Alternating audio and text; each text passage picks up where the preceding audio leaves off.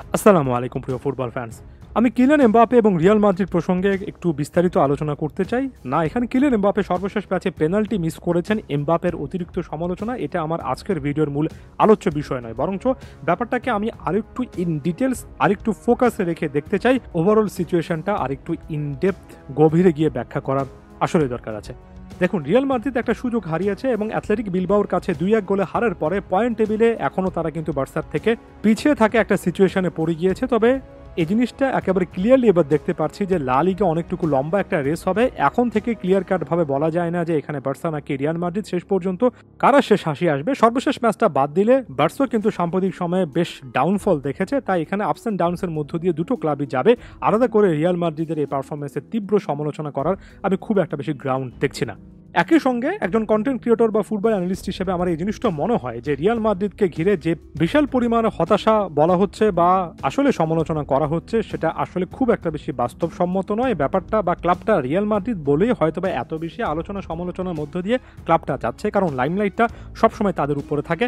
এখনও সিজনে আমরা আসলে এমন জায়গায় পৌঁছাইনি যেখান থেকে ক্লিয়ার কাট ভাবে বলা যায় যে রিয়াল মাদ্রিদ আর কামব্যাক করতে পারবে না এবং এটা রিয়ালের জন্য খুব ভালো কোনো সিজন হবে না। যদি সিজন শেষ পর্যন্ত ভালো নাও হয়, রিয়ালকে আমরা দেখেছি মাঝে মধ্যে একটা সিজন কিছুটা হলো অফ ফর্মে থাকলে লম্বা রেসে পরবর্তীতে ফিরে আসে এবং পরবর্তী সিজনেই চ্যাম্পিয়ন্স লিগের মতো ট্রফি ক্লেম করা। সো এখানে রিয়াল সম্পর্কে কথাবার্তা বলতে গেলে এমন পার্সপেক্টিভগুলো আসলেই তাদের এই ওয়ার্ল্ড ফুটবলের অবস্থানটা এটা খুব বেশি করে মনে রাখা উচিত। একজন ক্রিয়েটর বা কন্টেন্ট মেকারের তো এটা খুব বিশেষভাবে করে আসলে উল্লেখ করা উচিত।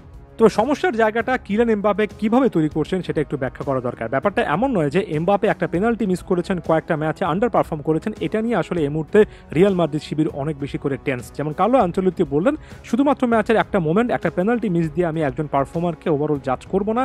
একই সঙ্গে কিলিয়ান এমবাপ্পে এটা স্বীকার করে নিলেন যে সব মিলে তার জন্য একটা হার্ড টাইম, একটা হার্ড ফেস যাচ্ছে।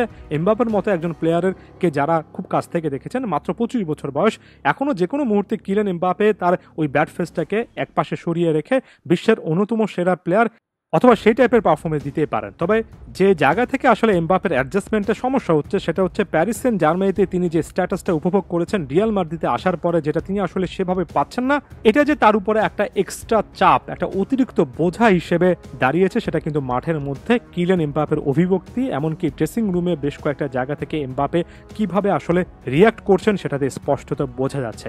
যেমন ধরুন, প্যারিস সেন্ট জার্মানিতে কিলিয়ান এমবাপ্পে যখন যা চেয়েছেন তখন তা পেয়েছেন, এমনকি চ্যাম্পিয়ন্স লিগে ব্যর্থ হলেও খুব একটা বেশি প্যারিস সেন্ট জার্মানি বা কিলিয়ান এমবাপ্পের কি সমালোচনা হয়েছে? কেউ প্যারিস সেন্ট জার্মানির কাছ থেকে সবচেয়ে সেরা ক্লাবের পারফরমেন্সটা সেভাবে আশা করেনি। তবে রিয়ালের কাছ থেকে প্রত্যেকটা ম্যাচে কিন্তু সে ফাইনাল লেভেলের পারফরমেন্স আশা করে। রিয়ালের ফ্যানরা বা ওয়ার্ল্ড ফুটবলের অন্যান্য ক্লাবের ফ্যানেরাও কিন্তু রীতিমতো উদগ্রীব হয়ে থাকেন। রিয়ালের একটা পারফরমেন্স খারাপ হলে তারা ট্রোল করেন, আবার রিয়াল মাদ্রিদের ফ্যানেরাও কিন্তু ঝাঁঝালো সমালোচনা করেন। কারণ ওই যে বললাম, বিশ্ব মানচিত্রে একটা ক্লাব হিসেবে রিয়ালের অবস্থানটাই এই জায়গায় যে প্রত্যেকটা ম্যাচ এখানে আতসী কাচের নিচে পড়বে। প্রত্যেকটা ম্যাচে ফ্যানদের এক্সপেকটেশন, রাইভালদের প্রতিপক্ষের হার দেখার এক্সপেকটেশন একেবারে আকাশচুম্বী থাকে। তাই এখানে অ্যাডেড প্রেশার থাকে, যে কোনো প্লেয়ারের উপর থাকে। ক্লিয়ারলি কিলিয়ান এমবাপ্পে এখন পর্যন্ত সে চাপটা সামলে নিতে পারছে না। এখন চাপটা সামলে নিতে না পারলেও সামনে অনেক সুযোগ আসবে।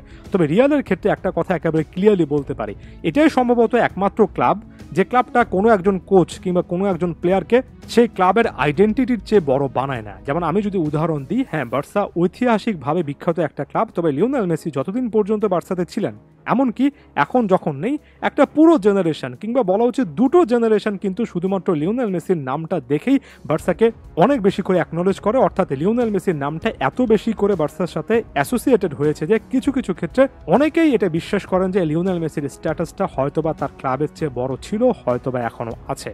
ম্যানচেস্টার সিটির দিকে যদি আপনি তাকান, সেখানে পেপ গার্দিওলার প্রভাব এতটাই বেশি যে অনেক প্লেয়ারকে ছাপিয়ে পেপ কি বলছেন, পেপ কি করছেন, পেপ কি ভাবছেন, সেটা নিয়ে অনেক বেশি করে আলোচনা হয়। রিয়াল মাদ্রিদে ওই যে বললাম, সম্ভবত একটা ক্লাব যেখানে দিন শেষে ক্লাবটা কি চায়, ক্লাবের প্রেসিডেন্ট কি চান, ওভারঅল বোর্ড কি চায়, ফ্যানরা কি চায়, সেটাকে সর্বোচ্চ লেভেলের গুরুত্ব দেওয়া হয়। এবং তাই এখানে ক্রিস্টিয়ানো রোনালদোর মতো লেজেন্ডারি একজন ফুটবলার যখন ছিলেন, যখন বছরের পর বছর মাঠ মাতিয়েছেন, তাকে অফলোড করতে রিয়াল মাদ্রিদ কিন্তু খুব একটা বেশি আসলে সময় নেয়নি। তাদের অবস্থা কোনোভাবে বার্সার মতো অন্তত স্যালারি ক্যাপ কিংবা অর্থনৈতিক দিক থেকে ওই সিচুয়েশনে ছিল না। ঠিক একই রকমভাবে কিলিয়ান এমবাপেও এই চাপটা আসলে অনুভব করবেন।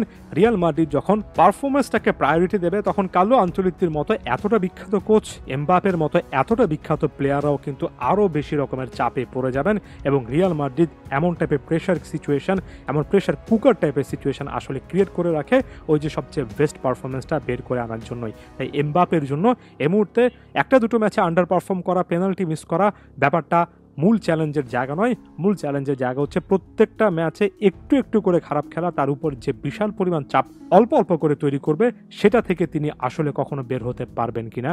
দিনে দিনে এটা কিন্তু আসলেই খুবই ক্রিটিক্যাল একটা ফ্যাক্টর হচ্ছে। ধন্যবাদ সবাইকে।